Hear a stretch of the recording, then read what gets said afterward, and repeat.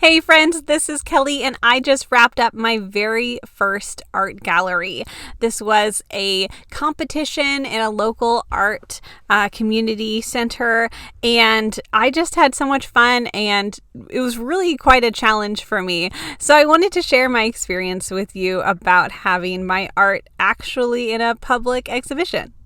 So there's a local art center that hosts classes, retreats, and always has local art in their gallery. It's never been a center that I have been to before, but I noticed that last year they host a summer competition for plein air painting.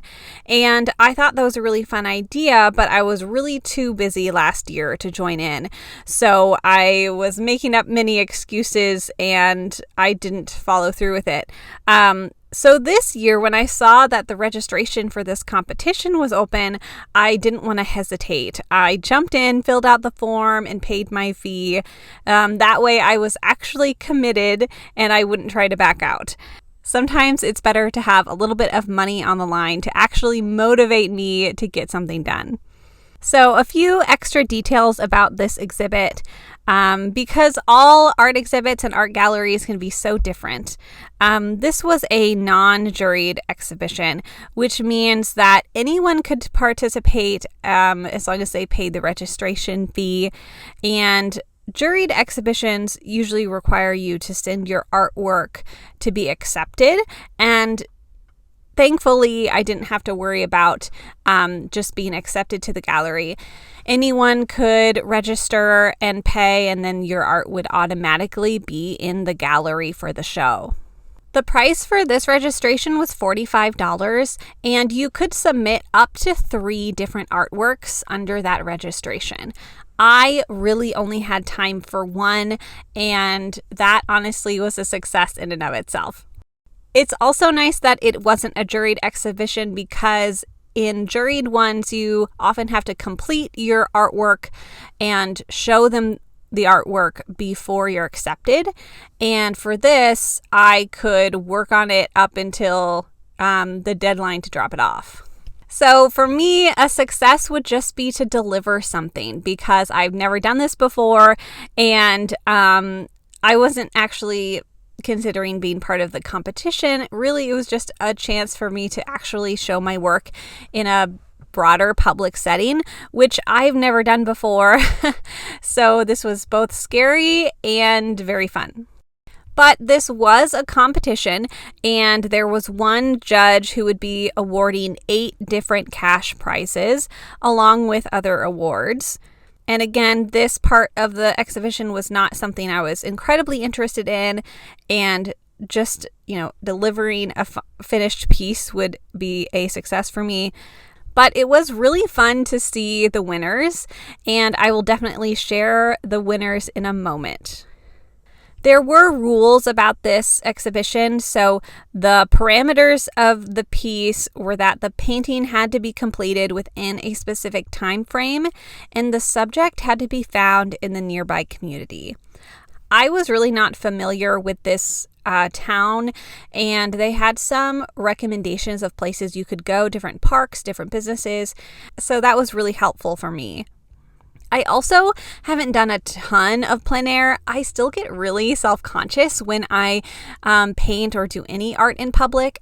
I have done some sketching in public before, but it does kind of freak me out still. So I had registered months before the deadline, and by the time actual painting time came around, I actually ended up with a family emergency, and taking care of that during the first window of time that I could have been painting set me back a little bit farther as well. Thankfully, everything about that emergency turned out just fine, so no need to worry. But of course, there are lots more important things in life than just art. But I was left with only a week or 2 to go before I had to submit my art, and I didn't have anything. So I was almost considering dropping out.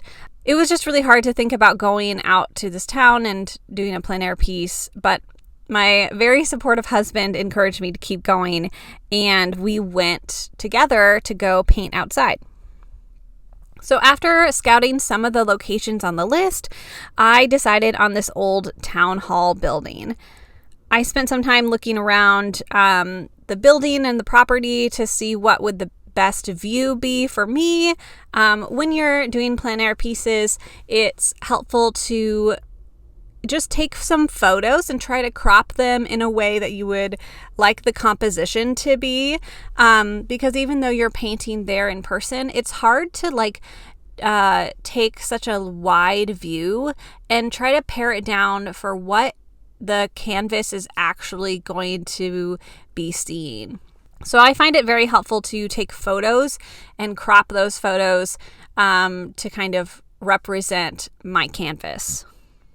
So we settled in at a nearby bench and table to do a little bit of painting. And I was coloring some thumbnails. I wanted to use my acrylic markers. And I, of course, have a limited color palette when it comes to markers. So I just wanted to work exploring those colors and how I could use them together. I was having a little bit of trouble because the building is green, but then all the trees and foliage around it is also green, and I wanted to make the building a different color. So I was working on just trying to figure out the colors. But before I could do much more than the thumbnails, I realized some of my markers were leaking. So another challenge arose here. We were actually under an extreme heat warning, and I didn't know that if acrylic markers are heated up too much, the paint inside will actually kind of melt and leak out of the marker. So just be aware if you use acrylic markers that if you're using them outside, probably best not to be outside in the heat too long. Don't leave your markers in a hot car. Just be aware of that because I learned the hard way. Thankfully, the markers did cool down and they, work just fine after that. But we did have to leave. So I went home to do a few more thumbnails and sketches, some larger ones as well. I find this really helpful before going on a bigger canvas, just because I can kind of have a game plan for exactly what I'm going to do. I do think I ended up with colors I was happy with, but it definitely helped to play around with the colors for a while. In general, thumbnails just really help, even if you just do one or two, to help you really solidify the composition, the colors, and just it helped me to just iron out any challenges or problems that could arise with the work before I even started on the bigger piece. And it helped me to learn from some mistakes that I didn't transfer over to the larger work. So then I penciled out some of the main areas of my painting, which, I had already painted a base layer and taped it to my board. And once I actually started painting on my final piece, it was actually really relaxing to finish. It did take a while because it's such a large piece of paper, and I'm just not used to working on such a large size. And my markers some of them are quite small. I have the smaller nibbed markers for some of them.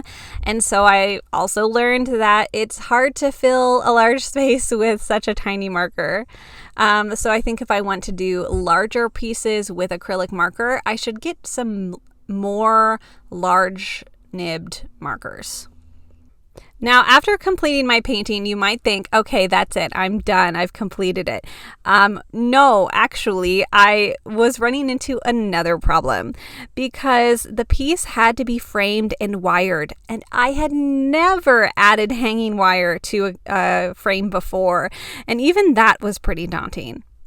So I originally started out with a frame I already had that was too small, and so I had to rush to the store like the night before that it was due to buy a new one. And thankfully, again, my supportive husband was the one who could actually add the wire, and it was much more simple than I feared it would be. And then it was time to drop off my piece. So I drove to the art center, checked in with their staff, and dropped it off. And it was really, really easy. The staff had been very helpful throughout the whole process and kept us updated with emails. So very grateful for that. And the next week, the gallery was open, and there was a little, a launch party or opening party, and they announced all of the winners. It was definitely kind of nerve-wracking, because to be around all of these amazing artists and finally see what everyone else was up to and what everyone else made was so much fun. But I was really proud to see my work actually displayed in public, and that to me was a huge success. And it was really inspiring just seeing so many other amazing artists and their work, who were all, working in the same area. If you're curious, here are some of the big winners from the competition. Again, just absolutely astounding work from everybody. A lot of different mediums covered, watercolor, gouache, acrylic, oil. And I even saw some digital work at the gallery, and pastels, all sorts of things, which was just really fun. And then there were also a few of us who won Judges' Choice Awards. This was a non-cash prize award and was kind of an honorable mention, but it was absolutely incredible, and I was not expecting to get any recognition at all. So to have just a tiniest pat on the back for submitting my work felt very affirmative to doing this at all, because before I registered, I was really fearing whether or not this was a good idea. So the exhibition ran for a few weeks, and there was an opportunity to sell your work. I only posted mine as $150, which I have now learned is very low for an original piece. The Art Center would have taken 40% of the sale. And then I was thinking, well, the rest will cover my registration fee and the materials used. But I think next time I would definitely price my piece a little bit higher, even though I'm more of an unknown artist, just to cover everything. Most of the pieces were priced much higher than $150 or higher than $200. We had several pieces that were priced in the over $1,000 range. So that was definitely another learning experience. My piece did not sell, which I'm actually very grateful for, because I am excited to keep it as my very first gallery piece and a piece that I won a ribbon for. Out of over 100 different pieces in the gallery, only 17 of them sold, which the Art Center said was much higher than their last year's sales. So that was very interesting as well. I don't know if that's normal for galleries. Probably pretty good for just a community art gallery. But of course, I could definitely see why some of them would have sold, because they were gorgeous. But now that I have actually completed my very first exhibition or art gallery or art competition, whatever you want to call it, I'm really motivated to try to do this more. It really is so affirming to have people like your work, and not just online, but actually to be standing there next to your piece and stand there with people and talk to them and, be able to share in their excitement for your piece. So I definitely want to do more of these in the future, and I've already been scouting out some other galleries opening soon. So definitely, stay posted, and I'm sure I'll share even more experiences in this way. But it is kind of daunting to actually step into the real world art world in this small way. It can feel much safer to share my stuff online rather than with a real gallery. But I'm really proud of myself for actually finishing something and getting to see it up on the wall. And I hope that this encourages you too to also step into your local art community. And whether that's taking a class somewhere, or maybe there's like a group meetup, or maybe you even want to submit your work for a gallery or a competition. I hope you do try something out, get out of your comfort zone, because I learned so much through this experience. And when you really push yourself out of your comfort zone, then you are going to learn so much. I will also say that I probably couldn't have done this without my very supportive husband, and I hope that you have very supportive people in your life. If you don't, let me be your very supportive person. Comment down below what you want to try, and I will support you. I will be the little cheerleader in your back pocket telling you to go for it. And with that, I will leave you all to it. So stay creative, and I'll talk to you soon. Bye.